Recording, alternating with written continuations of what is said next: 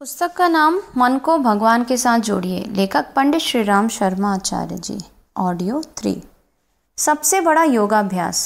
मित्रों, वास्तव में जीवन जीने की विधि भी यही थी, पर हाय रे भगवान, न जाने लोगों ने क्या कर दिया, लोगों ने क्या व्याख्या कर दी।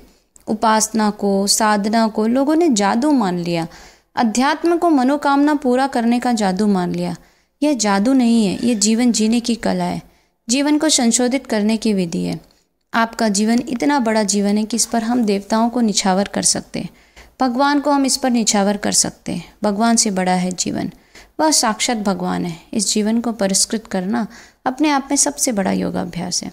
उसे साधना कहिए, उसे तप कहिए, उसे भजन कहिए। इन सब का उद्देश्य भगवान को रिझाना नहीं है, भगवान की खुशामद करना नहीं है, भगवान को फुसलाना नहीं है, भगवान को बहकाना नहीं है, भगवान के आगे तरह तरह के जाल बिछाना नहीं है। भगवान की उपासना का उद्देश्य एक तो यह है कि हम अपने आप को परिशोधित करते चले जाएं। अपने आप का परिशोधन करते हुए चले जाएंगे तो फिर देखेंगे कि क्या कमाल होता है। देखिए फिर क्या मज़ा आता है। देखिए आपके पास कैसे सब चमत्कार आते हैं। मैं आपसे यही कहने वाला था कि आप अपनी वाणी को संशोधित कर लीजिए। फिर आप अपनी जुबान से कहिएगा कि तेरा भला हो जाए, आशीर्वाद हो जाए और तेरा कल्याण हो जाए। फिर देखना क्या होता है और क्या नहीं होता है, कैसी कैसी चीज़ें उड़ती हुई चली जाती हैं। आप अपनी आंखों को संशोधित कर लीजिए, फिर देखिए कैसे चमत्कार होता है। आंखों को संशोधित कैसे करें? आंखों को संशोधित ऐसे करें जैसे गांधारी ने की थी। गांधारी ने कैसे किया था? गांधारी ने आंखों को संशोधित करने के लिए अपनी आंखों पर पट्टी बांध ली थी।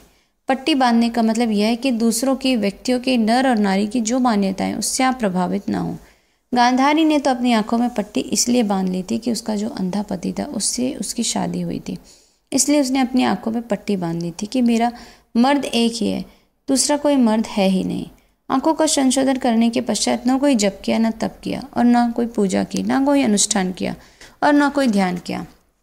गांधारी ने आंखों में जो पट्टी बांधी थी उसका मतलब आपको समझ लेना चाहिए। पट्टी बांधने का मतलब यह नहीं है कि अपने आप से पट्टी बांधे। क्यों साहब, सूरदास जी ने अपनी आंखें फोड़ ली थी या फूट गई थी, और हम भी फोड़ लें तो क्या भगवान दिखाई पड़ेंगे?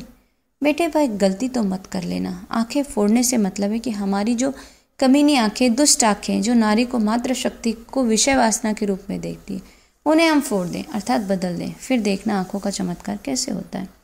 गुरुजी, सिद्धियों का दूसरा तरीका बताइए। क्या तरीका बताएं?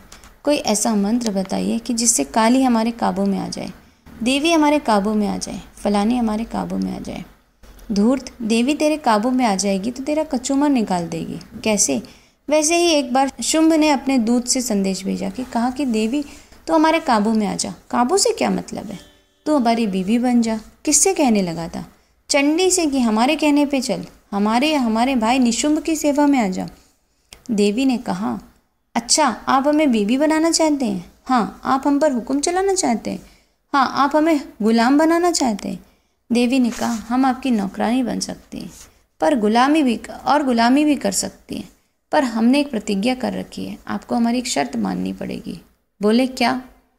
यो मां जयति संग्रामे, यो में दर्व्यपेहति, यो में प्रतिबलो लोके सा में भर्ता भविष्यते।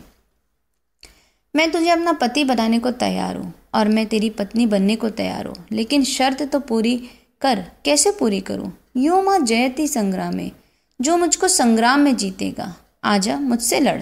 इतना पराक्रम, इतना पौरुष, इतना साहस दिखा। जितना साहस मुझ में है इतना ही पराक्रम पौरुष दिखा।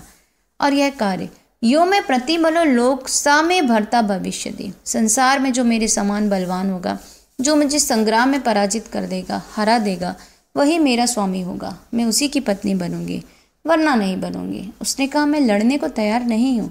तब देवी ने कहा, अब मैं तेरी अक्ल ठीक कर दूंगी।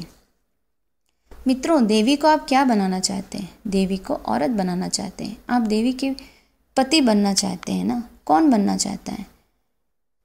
पति बनना चाहते हैं या भक्त बनना चाहता है? यह क्या कह रहा है गंदे मुंह से? बेटे, देवी हमारी माँ है। माँ हुक्म देती है और बच्चे को उसका पालन करना पड़ता है। पति का मतलब यह है कि पति हुक्म देती है अपनी बीवी को, खाना बना देना, थोड़ा काम कर, हमारे पैर दबा कर। यही कह रहे थे ना कि देवी जी को हमारा हुक्म मानना पड़ेगा, हमारा कहना मानना पड़ेगा। सब पर हुक्म चलाते हैं, गुरु जी को हमारा हुक्म मानना पड़ेगा। देवता को भगवान का हमारा हुक्म मानना पड़ेगा। क्यों? हमने धूप बत्ती जला दी, आपके ऊपर हमने माला पहना दी, आप हुक्म चला रहे थे हमारे ऊपर। हाँ साहब, हम तो हुक्म चलाएंगे आपके ऊपर, हम तो चेला है, बड़ा आया चेला। अपने मन को भगवान के साथ जोड़ दें। बेटे, आपको क्या करना पड़ेगा? आपको अपने मन को भगवान के साथ, देवता के साथ जोड़ देना पड़ेगा। कल हमने आपको बताया था कि परिशोधन की प्रक्रिया के साथ सारे के सारे विचार उसमें जुड़े हुए हैं। किसमें? जो हम कर्मकांड कराते हैं उसके साथ। कर्मकांडों का जादू इतना ही है कि प्रत्येक कर्मकांड के साथ में शिक्षा भरी पड़ी है। वे सारी की सारी शिक्षाएं आपके हृदयों में गूंजती रहें, दिमागों में चलती रहें, आपके चिंतन और विचारों की धारा वही बहती रहे, तो मैं समझूंगा कि आपने विचारों का और क्रिया का समन्वय कर दिया। आज की बात समाप्त। ओम शांति।